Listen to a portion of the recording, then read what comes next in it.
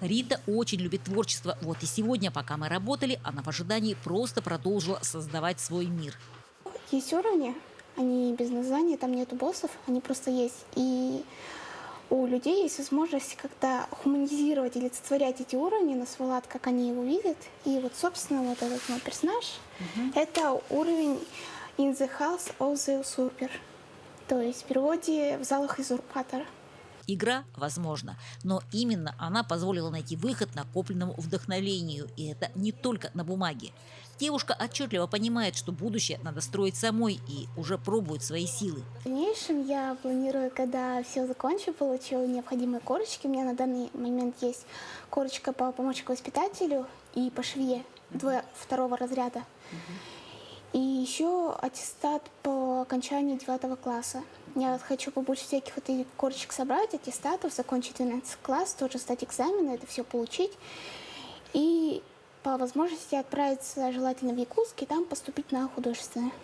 Именно с нее и началась эта выставка, рассказывает Елена Витальевна. По специальности психолог она тонко отметила плюсы такой деятельности. Для меня было очень интересно увидеть в этих работах эмоции, чувства, проявление настроения.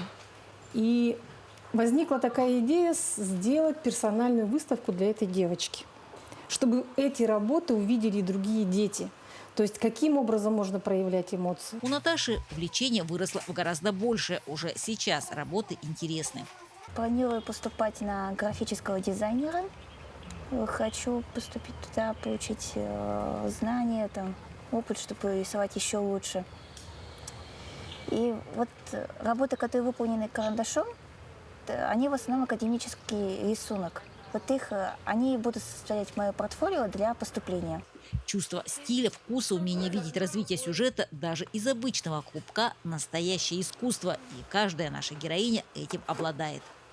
Елена Николаевна убеждена, заговорить может все от лоскутка до соломинки. Это же раскрытие их талантов, которые где-то там в глубине запрятаны. И вот моя задача как учителя технологии ИЗО как-то вытащить это все наружу, да, чтобы они смогли что-то сделать.